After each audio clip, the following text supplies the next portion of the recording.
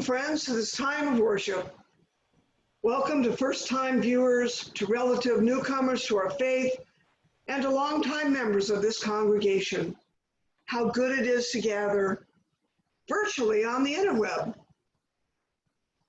I am Joan DeArtemis, intern minister of the Unitarian Universalist Society of Wellesley Hills, and I extend a warm welcome to everyone watching this broadcast this Sunday's service, either through the UU Wellesley Hills website or our Facebook page. We are incredibly grateful to our remote participants who continuously widen the reach of this beloved community. Whether you are feeling jubilant or heartbroken, frightened or courageous, you belong with us. May all find peace in this hour. Whoever you are, wherever you find yourself on your personal journey, whatever the sources of your faith, we are glad to have you with us today as we hold our annual Pride Sunday, which this year celebrates the 20th anniversary of UU Wellesley Hills becoming a welcoming congregation. Welcome, everyone.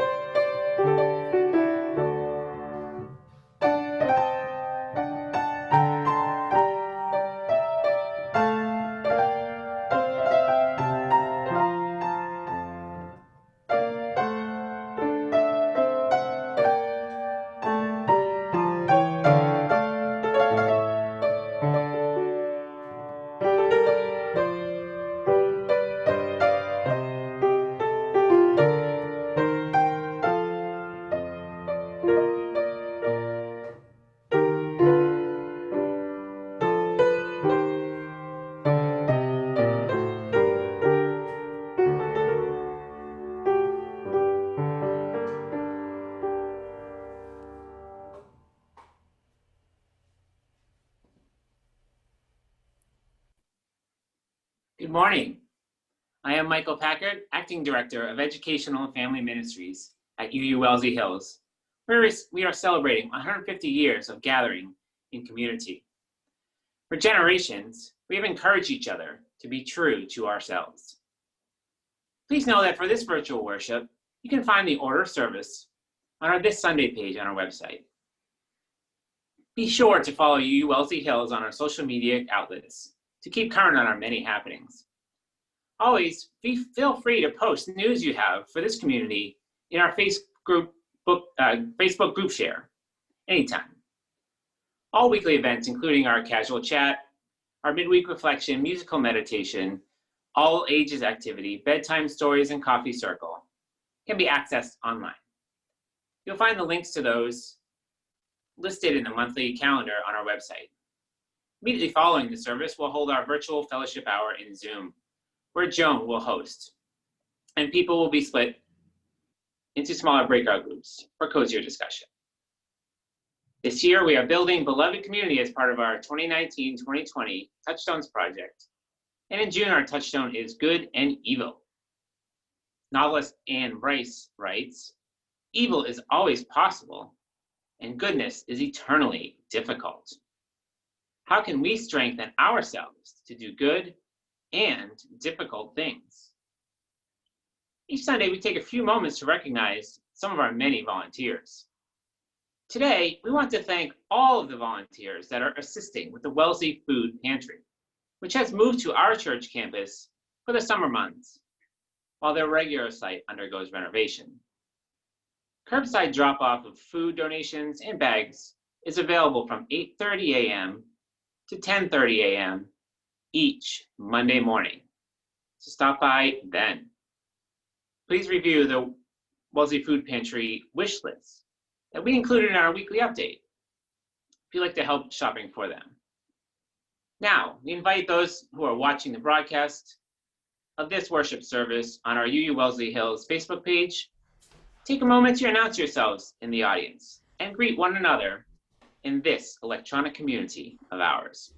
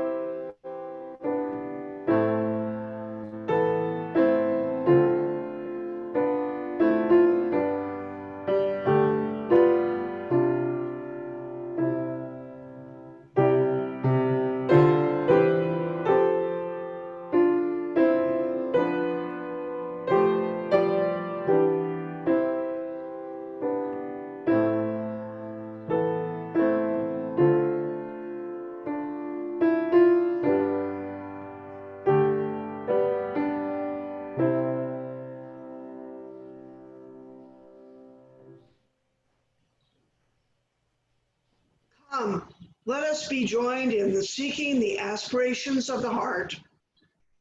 Come, let us be joined in giving voice to those melodies which can heal the wounded soul.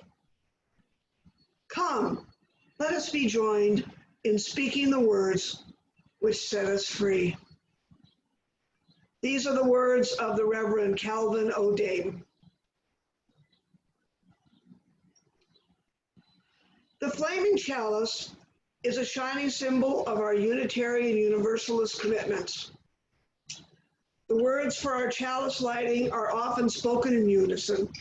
If you have a chalice at hand at home, you may want to light yours now. We light these chalices to illuminate our faithful way forward as an inspirational community of hope. Together we seek spiritual growth. We strive for just and responsible action. We dedicate ourselves to living lives of compassion and purpose. Knowing how we have been blessed, we choose to bless the world. Good morning. I'm Susie Cartran, Director of Music at UU Wellesley Hills. Please join me in singing our opening hymn, number 323, Break Not the Circle.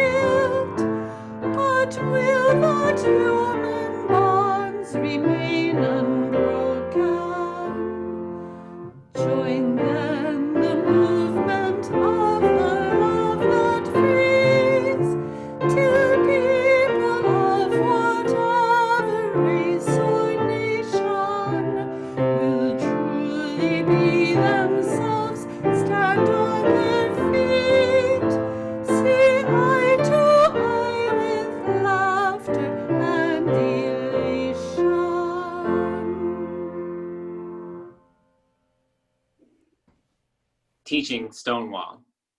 It's from an article by Corey Collins in the publication Teaching Tolerance.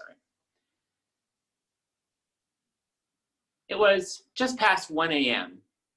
in New York City, Saturday, June 28, 1969, when officers raided the Stonewall Inn.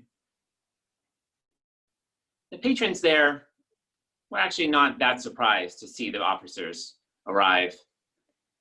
For in that time, LGBTQ-friendly bars often were raided. Ostensibly, the police used these to punish those who were selling liquor without a license, or maybe to arrest those soliciting homosexual relations. But in reality, the police officers used this to justify the detention and humiliation of LGBTQ people. Seymour Pine, who was the police officer that led the raids, had told historian David Carter that they actually targeted trans people and men wearing women's clothing to check their genitals. He remarked, they were just satisfied in embarrassing the people. So when the officers lined up the patrons to check and demand that they had identification, they actually detained many. They were targeting specifically gender non-conforming people. So they checked their IDs and arrested many because there was a statute that allowed for the arrest of people who were not wearing 3 articles of clothing appropriate for their sex assigned at birth. Everything we know about what happened at Stonewall after that comes from eyewitness accounts. We know that people gathered on Christopher Street, where those who were released from Stonewall met allies from the neighborhood and from nearby bars. We know that the crowd, which at one point formed a can-can line directed at the police officers, grew angry when the officers used brute force and billy clubs directed at specifically lesbian and trans women who were showing even the least bit of resistance.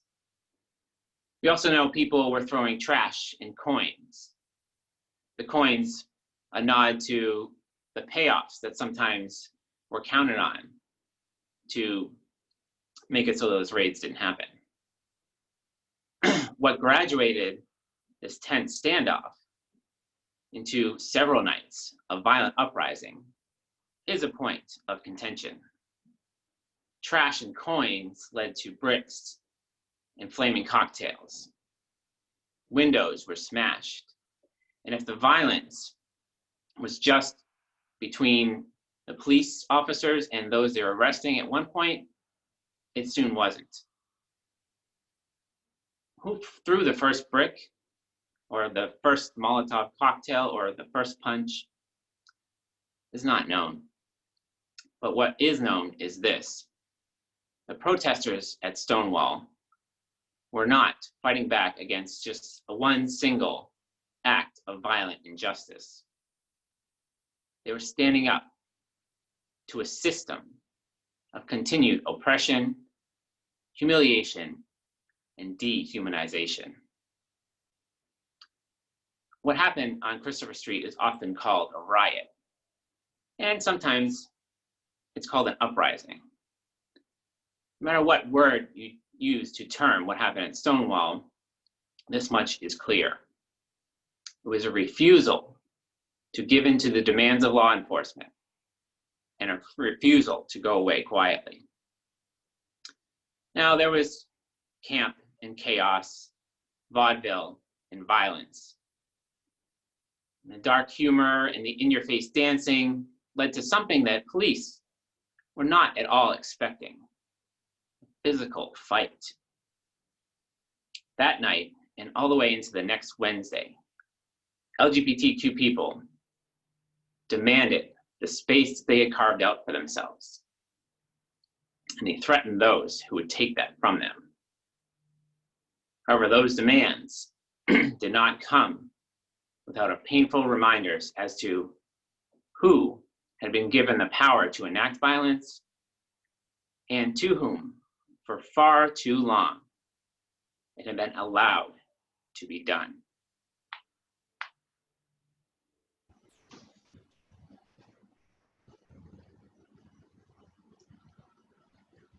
Each Sunday, this congregation collects a weekly offering as part of its larger spiritual practice of generosity. This morning, UU Wellesley Hills will be collecting donations to go to Out Metro West. During this pandemic, in lieu of in-person programming, Out Metro West has been offering virtual programs for middle school and high school LGBTQ youth 3 times a week.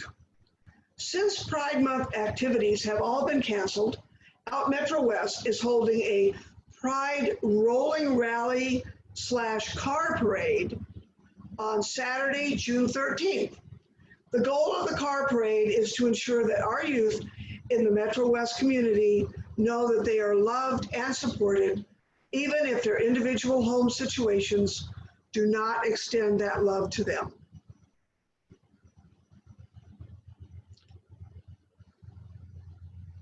During the weeks we have virtual worship, donations will be taken electronically. Visit Give on our website and go to the online giving page that will allow you to make online payments using Breeze. Once there, be sure to select plate collection from the drop-down menu. It takes maybe a couple of minutes at most, so we invite you to donate now. If you choose to mail a check to our church office, be sure to put Out Metro West in the memo line. Please give generously to Out Metro West as the organization continues to work diligently to support its youth.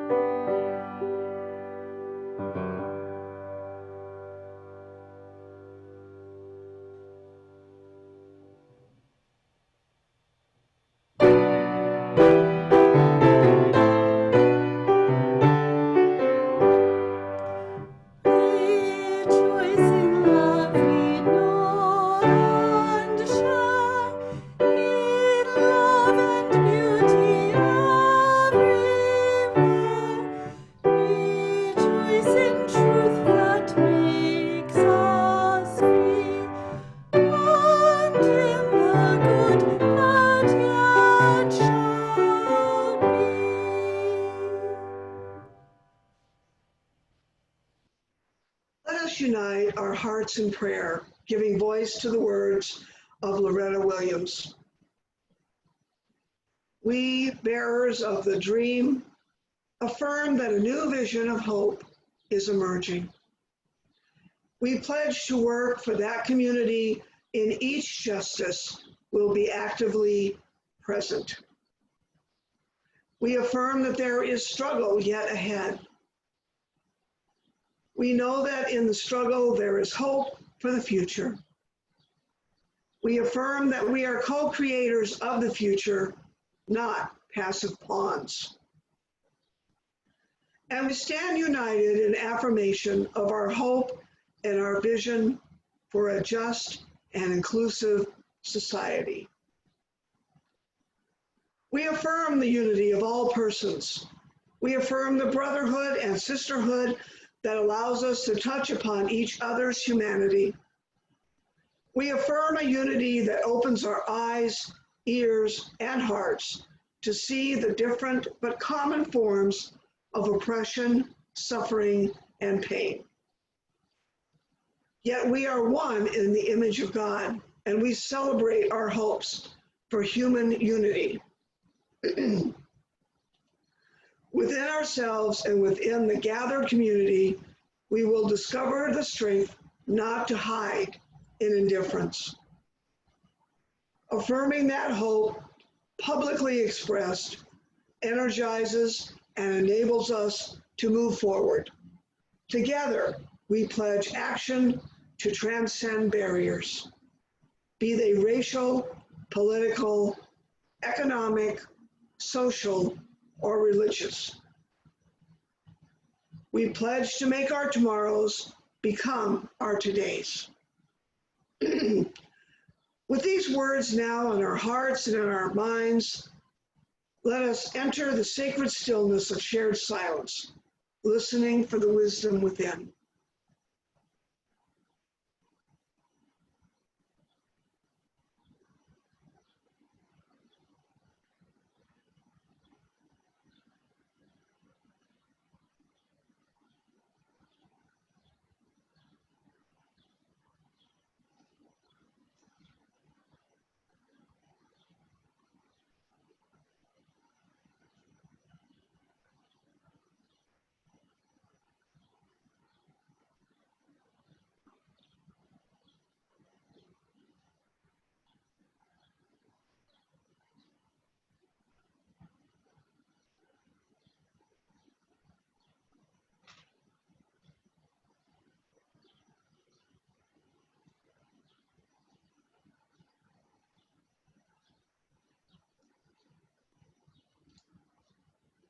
Ours is a spiritual community where we find and forge connection. We trust in the strength of our mutual support, knowing how it has sustained us day after day, year after year. We heed its call to build a beloved community. Today, we hold in the light all of those who are made to feel that their lives, their safety, their pain is not as valued as the lives, safety, or pain of others because of the color of their skin, their economic or immigration status, or their sexual orientation, gender identity, or gender expression. And we lift up all those LGBTQ people who are joining with the Black Lives Matter movement in confronting the serious racial disparities that have come into sharp view over this past week. We recognize that the racial and social economic inequalities that affect one group affect us all, and who recognize the limited access to things that most people take for granted due to the economic, social, legal, and medical factors embedded in structural dehumanization, and who call on us all to share and care more and take whatever action is appropriate for each of us. Now we invite you to recall the names of persons or places you are holding in your hearts, either as a source of concern or cause for celebration. If you have candles on hand at home, You may want to light one of those for our collective joys and another for our collective sorrows. As you feel moved, you may share the names of those persons or places by typing them into our Facebook page. These will be read aloud next Sunday morning, but we will be held in our hearts and thoughts until then. This morning, we name Amy Collins, Marge and Pete Schellenberg, Chris Lilly, Laura and Frank Pate, Sally and Rick Watts, Eve Slater, Liz Becker and Ben Unger, Maggie Walsh and the VA staff, Caitlin and her family. These names have been heard and honored in this community. Along these, we know there are certain joys and sorrows that remain private and unspoken at this hour, and those too have a rightful place here. May fellow feeling encourage each of us toward ever more compassionate living. Our kindled lamps remind us that we are all kindred souls. We are never alone in the human condition. There is a love that cares for us all. Please join in our sung meditation, the meditation on breathing. We'll sing it through 3 times.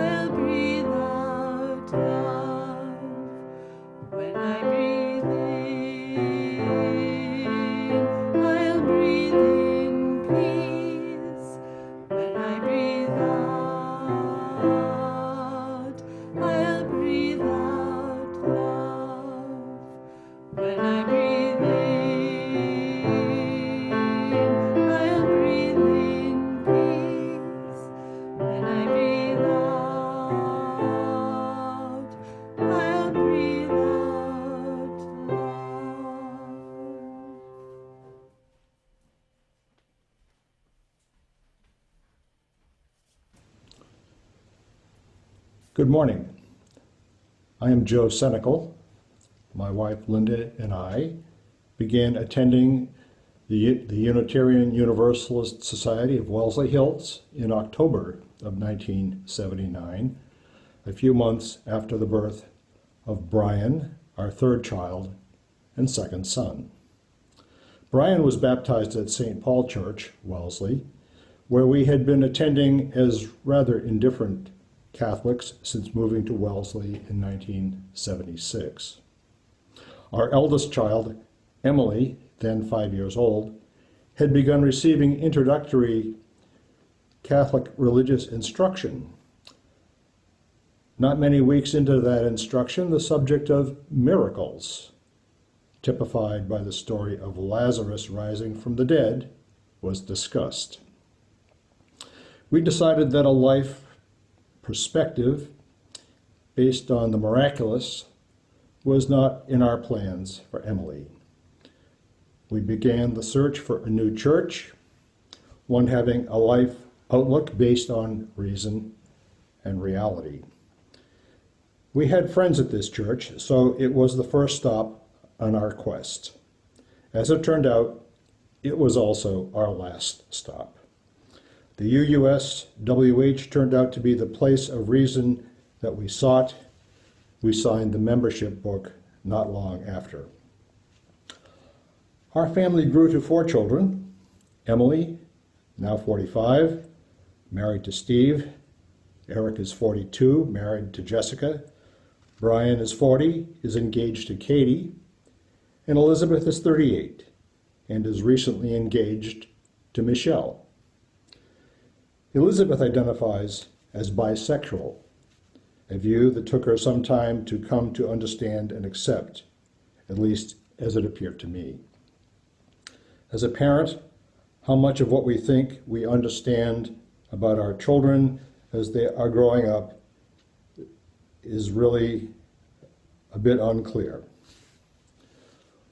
Our personal awareness that we were part of the LBGT community was still years away. When Elizabeth was an early teenager, it occurred to us that she may be gay. Her interest in boys was limited. As parents, our concern was primarily that she would become self-aware in a psychologically healthy way and never doubt the value of the wonderful person that she is. In any case, we became progressively more sympathetic and supportive of the LGBT issues.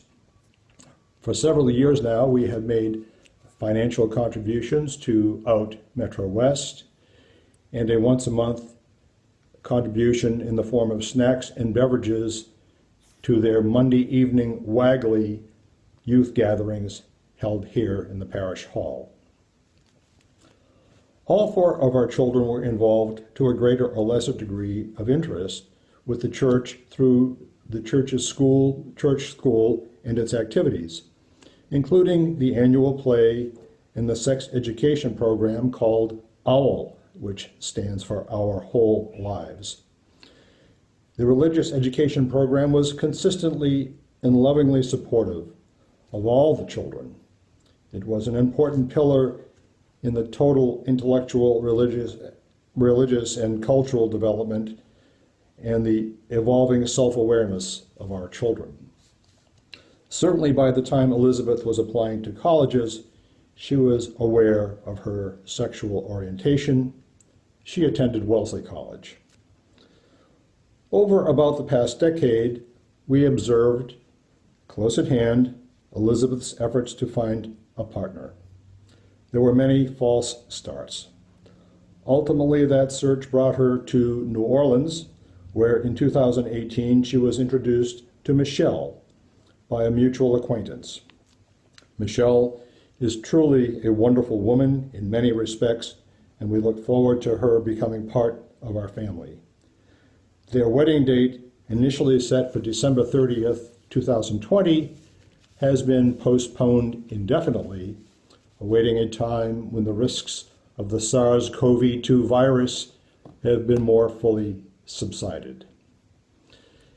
It is hard to distinguish a specific role that the UUSWH welcoming congregation culture has played in Elizabeth's development into the fully formed woman that she is, in love with another woman. Some parts of society still do not accept such relationships, though such acceptance in the wider world has expanded in the last few decades. After all, 20 years ago, she was a first-year student at Wellesley College, where the welcoming community culture had been well established. The welcoming congregation culture at UUSWH was evolving prior to the vote, formalizing it in 2000. Had we continued as practicing Catholics, it is clear that Elizabeth and her life partner would never be completely accepted members of that church. Elizabeth and our entire family have been beneficiaries of the welcoming nature at UUSWH, and for that we are grateful. Thank you. Our responsive reading this morning is The Larger Circle by Wendell Berry.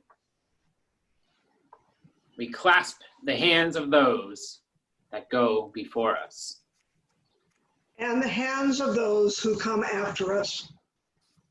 We enter the little circle of each other's arms, and the larger circle of lovers whose hands are joined in a dance. in the larger circle of all creatures, passing in and out of life, who move also in a dance. to a music so subtle and vast that no ear hears it. except in fragments.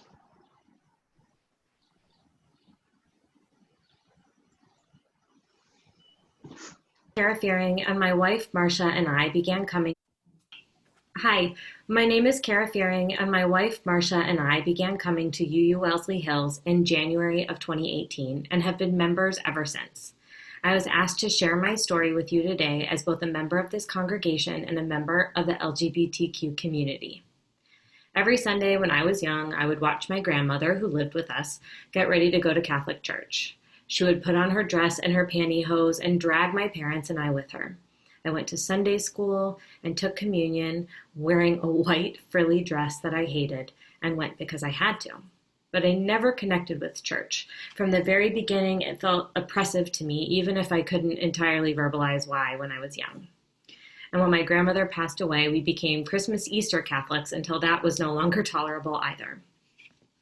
By the time I was in high school, I started to have a better understanding of what organized religion meant and what the beliefs were associated with these religions. It had always felt wrong to me, but now I knew why.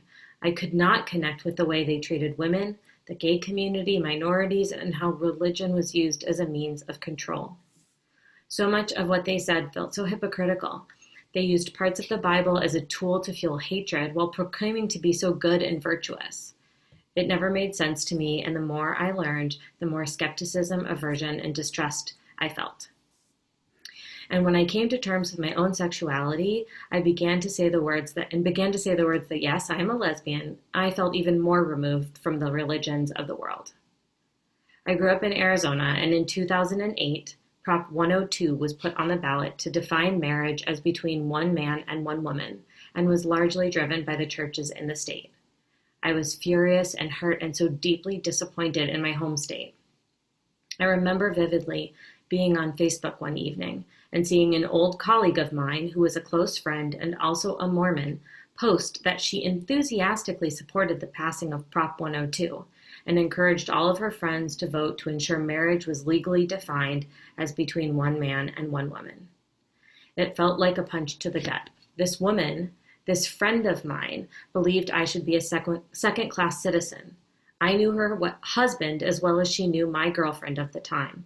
We had meals together, we worked together for years, and here she was, still loudly using her religion as a means to demean me and my community. The proposition passed, and my belief that religion was used as a weapon to hurt people, not help, was justified once again. 2 years later, in 2010, I moved across the country from the oppressive politics of Arizona to the beautiful blue city of Boston. Marcia and I married in 2011, and after the nightmare of 2016, my sister-in-law joined the UU up in Burlington, Vermont, to find other like-minded individuals. I was not familiar with UUs. I had no idea what their religious beliefs entailed, and I didn't know where the UUs fell on the spectrum of hatred I had associated with organized religions. But she told us about her experience, explained that they were much different than the churches I was familiar with, and encouraged us to give it a try. So in January 2018, we attended our first service here at UU Wellesley Hills. And in that service, Reverend Terry talked about the Golden Globe speech given by Oprah Winfrey about the future of women. I listened to him with awe and with glee. I loved every single thing he said that day and was simply shocked that I could find such connection in a church. I saw kind people all around us, smiling with rainbow stickers on their name tags. No one blinked at Marcia and I felt welcome and safe in this church, something I had not truly ever felt before. We left that day and immediately knew we wanted to come back. And it was wild, something I never expected. But I valued the message so much, the connection with a community who believed in doing good in the world, who wanted to help others, who valued helping all. No one was less than, and you didn't have to be welcomed into the church only if you met a certain checklist of criterias. So we decided to keep coming. We listened, we smiled, and we learned. And then we met Kathy. Suddenly, we were members of the LGBTQ group. I was on the board of Out Metro West, and our involvement in the church grew from there. We now lead the LGBTQ task force. We've worked the rummage sale, have been to several circle suppers, thank you, Vic, and are grateful to be a part of a community of like-minded individuals. 2 weeks ago, we received an email from Elaine about the Black Lives Matter vigil in Wellesley. We went and felt the power around us of people who all believed in fighting for what is right, who believe in equality and fighting against oppression, and it was beautiful. It's how it feels to me now to be a part of UU Wellesley Hills, to be a part of a spiritual community of love and support and a desire for a better world. So thank you all for welcoming us with such open arms, and thank you for showing me that there is at least one church in this world that puts acceptance and love first. The last thing that I want to mention is that this year is the 20th anniversary of UU Wellesley Hills becoming a welcoming congregation. So a special thank you to Kathy Kaufman and all who supported making UU Wellesley Hills a leader in supporting the queer community 20 years ago. And my last plea is that we need some help on the LGBTQ task force. You do not have to be queer to be involved, but if you have some time and a desire to help, please reach out. We would love to welcome you. Thank you all. Bye.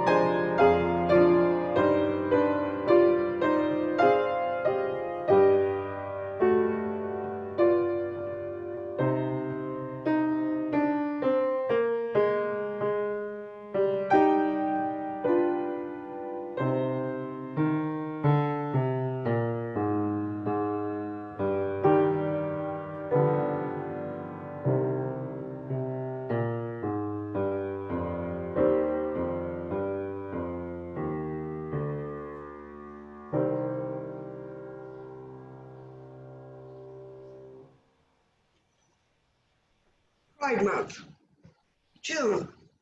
It's a joyous time most years.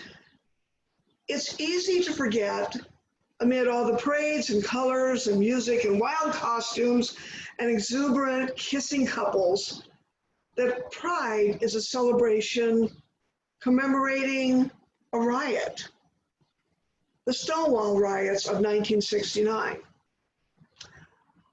Up until that point, the LGBTQ community, persons that are LGBT or Q, resided in a sort of inner city subculture and were regularly exposed to persecution and intimidation, even in the secretly gay bars and restaurants.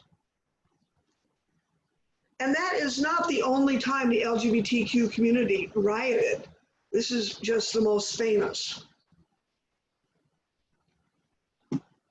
Now, I am white. Every single one of my ancestors came from either Eastern or Western Europe. So let me see here and now that I have always, my entire life, known the benefits of white privilege. I do not know what it is like to be Black in America. But there is something that I can share with you from my own personal experience.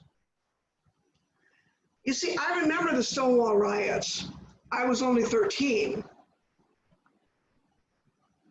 But by 1984, my lived experience was much different.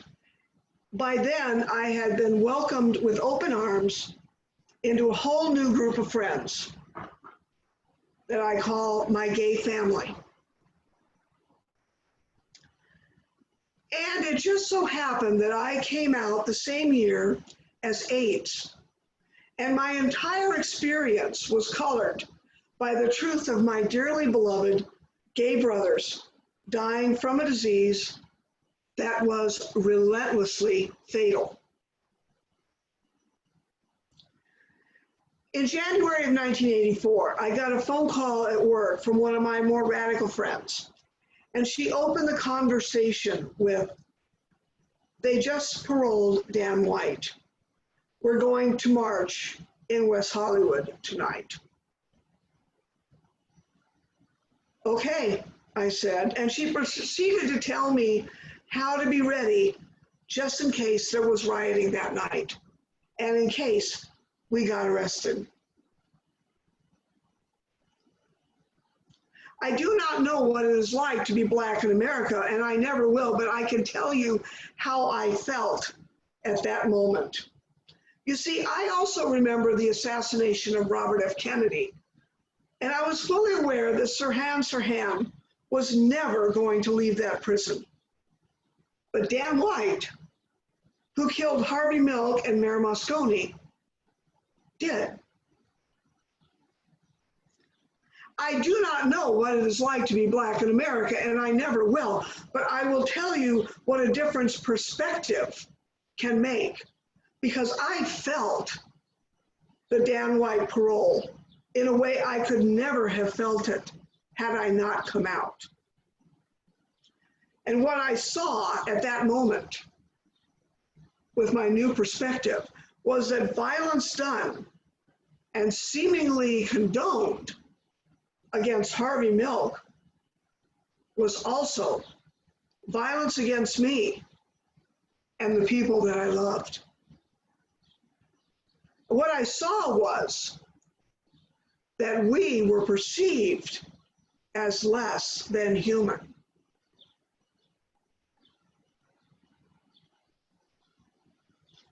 But in 1986, 2 years later, I saw something else. I saw my first rainbow flag, and it was enormous. It was being carried down Market Street during the Pride Parade in San Francisco, and people were throwing money into it to go to AIDS charities, and it was full of money. The rainbow is a powerful symbol, and the LGBTQ community has fully embraced it.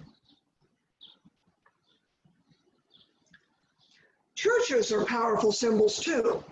The church that I belonged to before coming out still does not recognize same-sex marriage or the ordination of LGBTQ people in clergy. And yet here I am today, legally married to my partner and intern minister at UU Wellesley Hills. Sometimes I feel like I have found that place over the rainbow. UU Wellesley Hills has been a welcoming congregation for 20 years.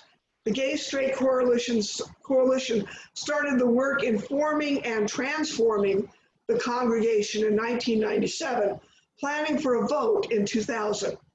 It took 3 years for people to agree on this new congregational identity.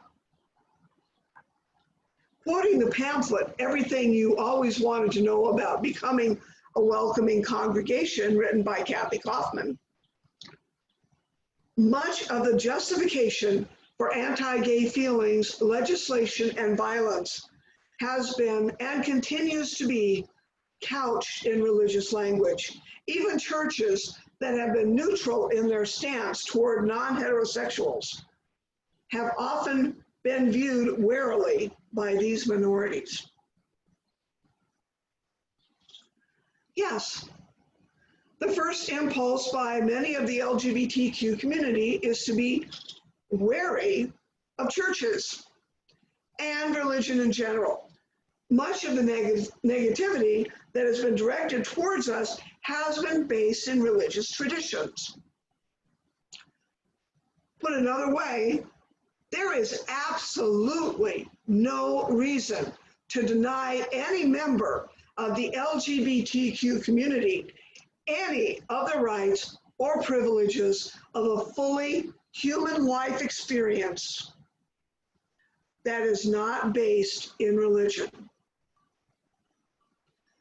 We as Unitarian Universalists make a powerful statement when we say that we believe in building a world community with peace, liberty, and justice for all. It is hard to live lives of compassion when there is so much anger and sadness in the world. It is a hard time to be a person of conscience. But here is what I've learned from being a part of the LGBTQ community. Take care of yourself first, and then you can take care of the world. And while you are caring for the world, never give up. But at the same time, do that caring in the most joyous, loving way possible. Let us wrap ourselves in rainbows. Author Rita Mae Brown once said, "An army of lovers shall not fail." May we be that army of lovers. Let our rainbow be a sign of a new covenant, that we shall all love one another. May we all take that message with us as we go out into the world and add our voices to the Black Lives Matter movement. May it be so. Please join me in our closing hymn this morning, number 170, "We Are a Gentle, Angry People." We'll sing verses 1, 2, and 6.